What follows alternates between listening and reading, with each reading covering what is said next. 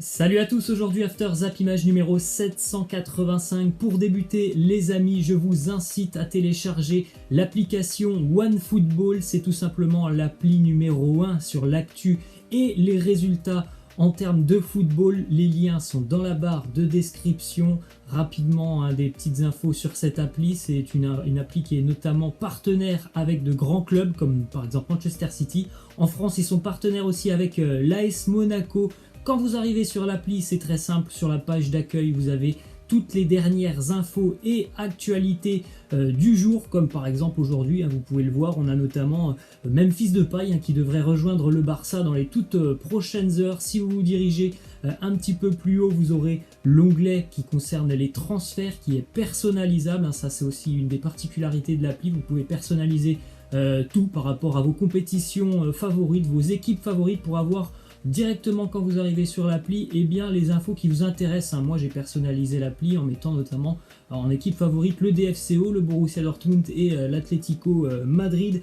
Ensuite, si on se dirige sur la droite, vous avez l'onglet match avec évidemment tous les matchs qui se déroulent aujourd'hui, que ce soit dans les grands championnats ou dans les championnats mineurs. D'ailleurs, ce soir, un match de Ligue 1 entre Montpellier et Lyon. Et puis juste à côté, l'onglet abonnement qui vous permet tout simplement, comme je vous l'ai expliqué, de personnaliser l'appli à votre goût en sélectionnant vos équipes ou sélections ou championnats préférés. Il n'y a pas photo, c'est l'appli numéro 1 sur l'actualité, les transferts et les résultats en direct. C'est vraiment le top, tous les liens sont dans la description. On va débuter cet After Zap image les amis par cette petite déclaration de Florian Thauvin après la victoire de l'Olympique de Marseille du côté du Parc des Princes. Il nous dit: on a réussi à marquer, on a eu un bon bloc défensif, on a fait les efforts tous ensemble, on aura pas mal de matchs en Ligue des Champions à jouer comme ça, c'était un bon test pour nous. Il est lucide, Florian Thauvin. Il semblerait que Marseille va quand même souffrir sur les matchs de Ligue des Champions. On passe à un autre niveau par rapport aux matchs de Ligue 1, donc je pense que oui, l'OM va avoir à jouer des matchs de la sorte en Ligue des Champions, des matchs où ils vont pas toucher énormément le ballon, où il va falloir vraiment faire le dos rond, avoir un très bon bloc défensif. Donc c'était déjà, on va dire, un bon test pour l'Olympique de Marseille, même si ça sera peut-être plus dur en Ligue des Champions avec des équipes qui seront certainement à 100% dans quelques semaines. Ensuite, le petit message de Dimitri Payet, en tout cas le dernier post Instagram de Dimitri Payet, avec cette petite signature en mode organisé. C'est pas la capitale, c'est Marseille bébé, en référence évidemment au dernier son de Jul. Ensuite, on continue avec les infos qui concernent les joueurs qui se sont fait expulser de ce Classico. Les cartons rouges donc distribués pendant ce Classico seront examinés demain par la commission de discipline de la Ligue de football professionnelle. On rappelle que certains joueurs risquent très gros pour leur mauvais gestes, notamment Neymar qui pourrait donc être absent avec le Paris Saint-Germain entre 4 et 7 matchs. On attend demain ce qui va se passer pour Neymar et pour les autres joueurs qui ont été exclus, mais c'est sûr que si Neymar est absent pendant cet intervalle de 4 ou 7 matchs, ça va être quand même assez dur pour le PSG. C'est quand même un joueur déterminant sur le terrain. Se passer de Neymar pendant plus d'un mois de compétition, c'est toujours évidemment un gros point négatif. On poursuit avec deux tweets interposés, celui de Neymar et celui d'Alvaro González. On a Neymar qui tweet: tu n'es pas un homme capable d'admettre tes erreurs. Perdre fait partie du sport, mais insulter et emmener le racisme sur un terrain et dans nos vies, ça je ne suis pas d'accord. Je ne te respecte pas, tu n'as aucun caractère. Après, on a la réponse d'Alvaro González de l'autre côté qui nous dit il n'y a pas de place pour le racisme, j'ai une carrière propre. Il est très content évidemment de la victoire des 3 points. Donc on a Neymar qui incrimine Alvaro González et Alvaro qui dit qu'il n'a rien fait. Donc pour le moment c'est quand même assez flou cette histoire, même si d'après Téléfoot il n'y aurait pas eu d'insultes racistes de la part d'Alvaro González. Ensuite on continue justement sur Alvaro González. Au cours de ces dernières heures et juste après le match face au Paris Saint-Germain, Alvaro González et ses proches ont reçu des menaces de mort via son téléphone après que son numéro de téléphone ait fuité. Ça aussi quand même assez surprenant, juste après le match, le numéro qui fuite d'Alvaro González. Ensuite, une petite info mercato du côté de Paris, puisque le PSG suit attentivement Boubakary Soumaré, le jeune Lillois, d'après les infos de la chaîne Téléfoot. D'autres clubs étrangers suivent aussi attentivement le jeune milieu de terrain du LOSC, vraiment un profil intéressant, et je pense vraiment que le Paris Saint-Germain a besoin de monde au milieu de terrain.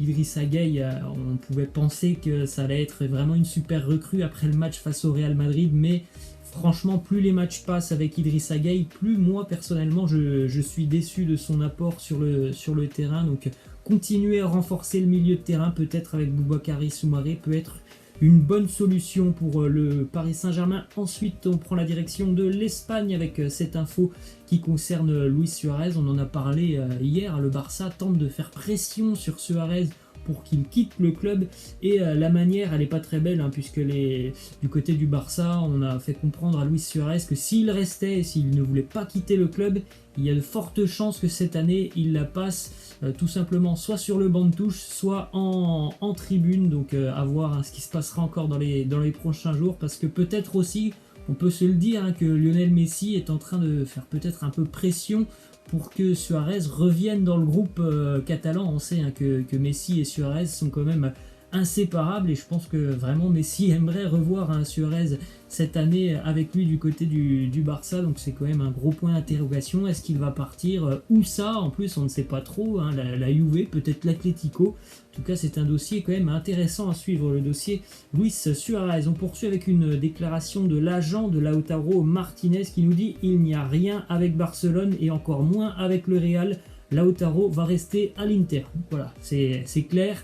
Il n'y a aucune option pour que Lautaro quitte l'Inter cet été. Hier, il y a une info qui est sortie, comme quoi Lautaro avait signé un contrat avec le Real Madrid. Évidemment, c'était un fake. Ensuite, on poursuit avec des petites infos du côté du Real, et une info qui serait plutôt positive. Après, on va attendre la confirmation, parce que ça, c'est un dossier qui traîne depuis plus de 2 ans maintenant.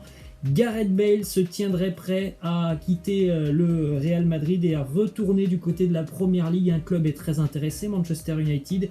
Si l'entourage de Bale estime que l'opération est très très compliquée, les Red Devils considèrent l'arrivée du Gallois comme un plan B à celle de Jadon Sancho. On sait que c'est toujours compliqué entre Manchester et le Borussia Dortmund, donc le plan B ça serait Gareth Bale. Et petite info aussi quand même qui est intéressante, c'est que du côté de Madrid, Gareth Bale a disparu des radars du côté du club. Son maillot n'apparaît plus à la boutique du Santiago Bernabéu. Il n'est pas non plus présent sur les photos officielles de présentation des nouveaux maillots, ni sur celle des entraînements. Donc peut-être que ça va être enfin la bonne année pour le Real pour se séparer de Gareth Bale. Mais bon, on attendra la confirmation, parce qu'on sait que son agent peut intervenir à tout moment pour dire que c'est tout simplement des infos qui sont fausses, et que Gareth Bale veut terminer son contrat avec le Real. Ensuite, une autre info qui concerne Sergio Reguilón. Selon plusieurs quotidiens espagnols, Reguilón est plus proche que jamais, lui aussi, d'une arrivée du côté de Manchester. Le Real pourrait, à défaut d'une clause de rachat, inclure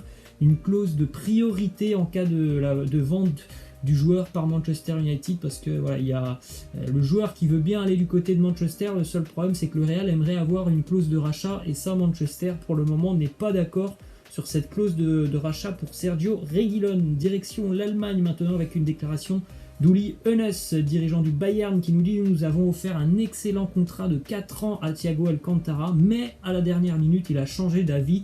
Il nous a dit qu'il voulait un nouveau défi. Donc on attend toujours le nouveau club de Thiago Alcantara. Les choses n'avancent pas très très vite du côté du dossier Alcantara. On se projette sur l'avenir. On sait qu'il va certainement s'engager du côté de la Première Ligue. Après, ça n'avance pas beaucoup, que ce soit du côté de Liverpool ou Manchester. Ensuite, résultat en Coupe d'Allemagne hier, le Borussia Dortmund n'a pas fait de détail face à Duisbourg. 5-0 pour le Borussia, avec un but pour Sancho, Bellingham, Hazard, Reina et Marco Reus, les jeunes qui étaient au pouvoir hier. La jeunesse éclatante du Borussia qui a beaucoup marqué et qui a fait un très bon match hier. À noter le premier but pour le jeune anglais Jude Bellingham à l'âge de 17 ans. Et puis les statistiques aussi pour Jadon Sancho, qui a joué son 100e match hier avec le Borussia Dortmund. des statistiques très intéressantes évidemment pour l'ailier anglais. Auteur de 35 buts et 39 passes décisives en 100 matchs avec le BVB. Direction l'Angleterre maintenant avec le premier match des Blues de Chelsea avec leur nouvelle équipe, hein, même si hier il y avait quand même des joueurs qui ont signé récemment, qui étaient absents, comme Thiago Silva, comme Ziyech. En tout cas, on a pu voir notamment Werner et Kai Havertz sur le terrain. Victoire des Blues de Chelsea, 3-1 du côté de Brighton, grâce à Jorginho sur penalty.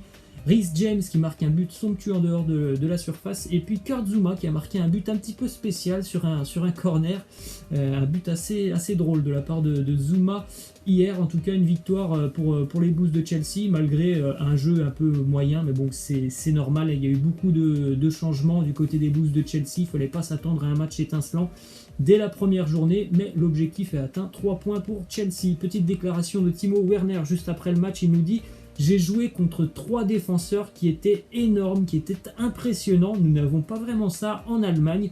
En tout cas, je suis heureux d'être ici et aussi de la victoire acquise avec l'équipe.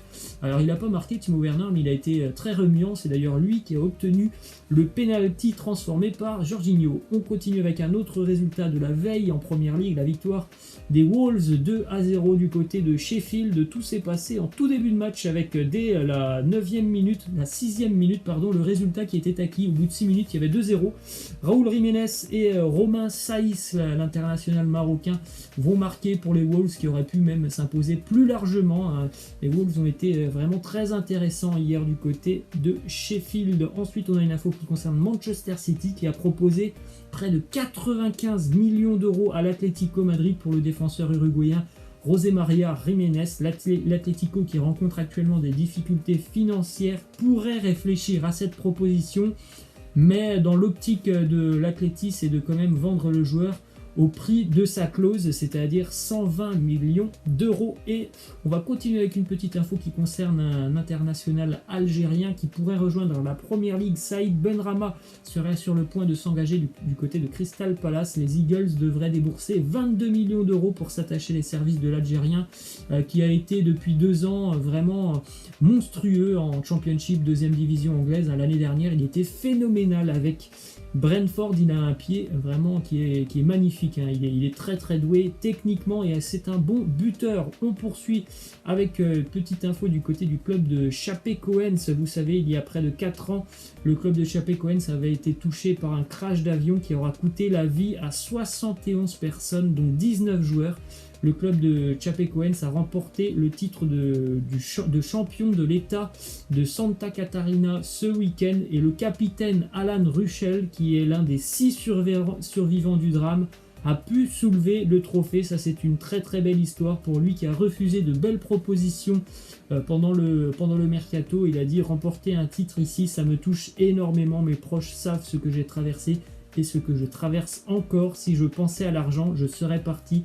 J'ai une histoire ici et je veux rester du côté de Chapecoense. Une belle preuve d'amour pour lui qui a survécu à ce terrible drame. Ensuite, on va terminer les amis avec cette petite photo du nouveau ballon de la Ligue des Champions. La Ligue des Champions qui fera son retour dans quelques semaines. Voilà les amis, c'est la fin de l'After Zappy Match. Je vous laisse. Je vous dis à la prochaine. N'hésitez pas à télécharger l'appli OneFootball. Les liens sont dans la barre de description.